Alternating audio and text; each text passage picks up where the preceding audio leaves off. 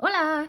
Hey guys, I just wanted to talk to you a little bit about Musical Madness before I get into the grammar lesson. So I did send out in your emails a form and you guys voted, and the questions were the last choices. So mi persona favorita versus maldita despedida. And I got the responses, and I have to say the winning song with the most votes was Maldita Despedida. Thank you for voting. I'm going to send out another one to you guys, so check your email and vote on the next round. Se cocina en... Do it again. Se cocina en la cocina. Se cocina en la cocina. Come en el cono. Comedor. Comedor. Comedor. Comedor. Se come Se come en en el comedor. el comedor. Okay. Juegan o guerras. Se juegan Se juegan videojuegos videojuegos. en la sala. Es lava. Se corre afuera. Se corre afuera. Hey guys, so all of those lessons were, that was my son Graham, by the way, and I'm going to talk to you about this impersonal se, or se impersonal, because it's super useful and it's used all the time in Spanish, and I think if you guys grasp it, it's one of the things MCC wanted us to do, and for AP it would be really helpful for you guys to be able to use this really, really useful verb. So, let me just check this for a second. So you guys have this file in Schoology, and it says, open this file, something about reading this file with the video. So if you haven't already done that, pause the video, go to Schoology, open up your the PDF file of this presentation, and you guys can follow along. And if you want, feel free to download it and then write on it, but that's really up to you. So anyway, yo tengo algunos ejemplos aquí sobre con se impersonal. So cada frase aquí empieza con se. Así dice se, claro, que dice se. Pero después hay un verbo, así una acción, un verbo. Así en esta se dice, es impersonal, se impersonal. Se dice, se habla portugués en Brasil. ¿Se habla portugués en Brasil? Vamos a ver si se habla portugués en Brasil. Sí, claro, es cierto. Ay, de mí.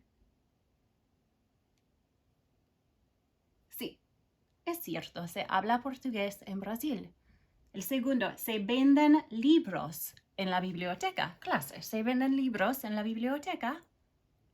No, no, es falso. No se venden libros, se dan libros.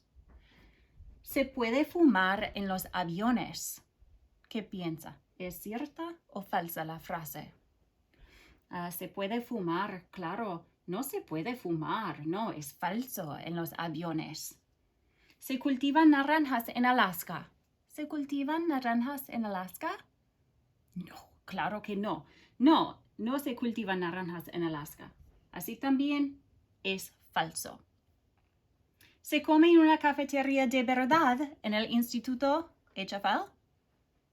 No, porque ustedes están comiendo en la cafetería. Así esto es falso. Esta se ve con los ojos, se ve mucha construcción en HFL. Y sí, hay construcción por todas partes. Así se ve mucha construcción, es cierto. Se debe comer bien. En general, se debe comer bien. Y sí, claro, es muy importante para la salud. Y finalmente, se hacen películas en Hollywood. Y claro que sí, se hacen películas en Hollywood. Y todas las frases tienen un verbo con se y algo, una actividad o una acción. So what you're looking at here is every single one of these sentences is saying things like, se habla portugués en Brasil.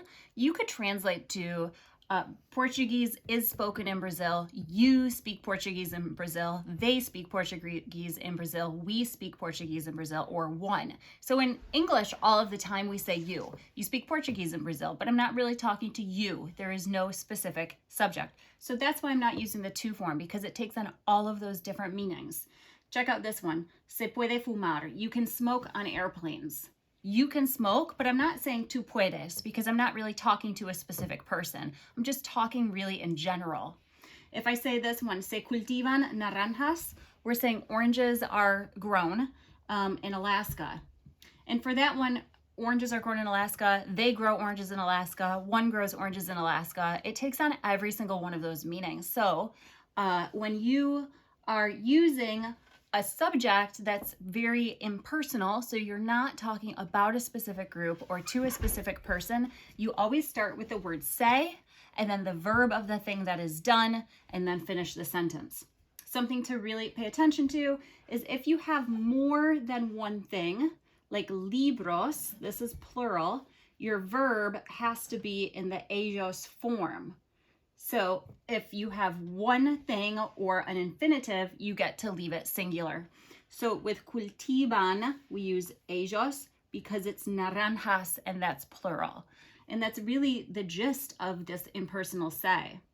Whenever you have an infinitive like comer, you always use the singular form of the verb. So se plus the verb, and then decide if it's singular or plural based on what comes after that. Se hacen películas es plural, así es la forma de ellos. See, if you guys have questions, just send me emails or shoot me a little message. Okay, so basically this is what I just told you. So if you're not speaking about or to a specific person, use the impersonal se. And here's an example of all the different ways that we could talk about playing sports in a gym. And you play sports and you do it. Just people in general do that.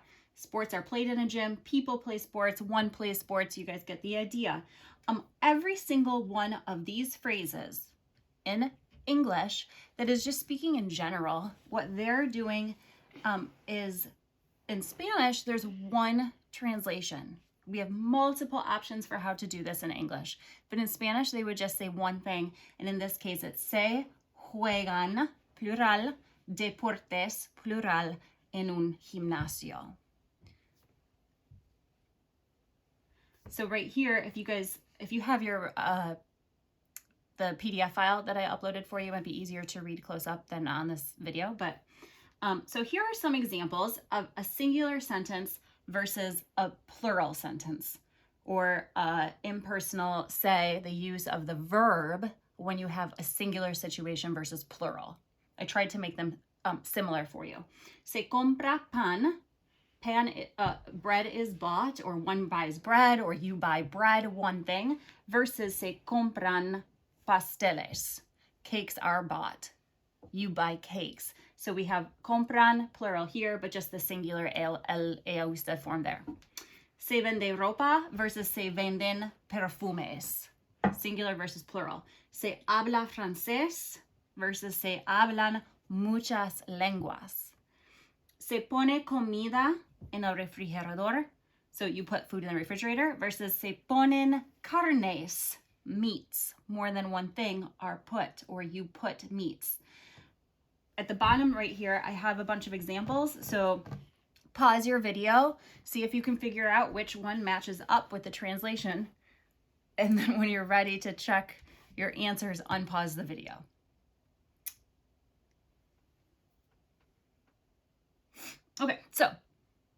Okay, clase, ahora las respuestas son, you buy cakes in the bakery. We have cakes, so you have to go to the plural side, and that would be letra E.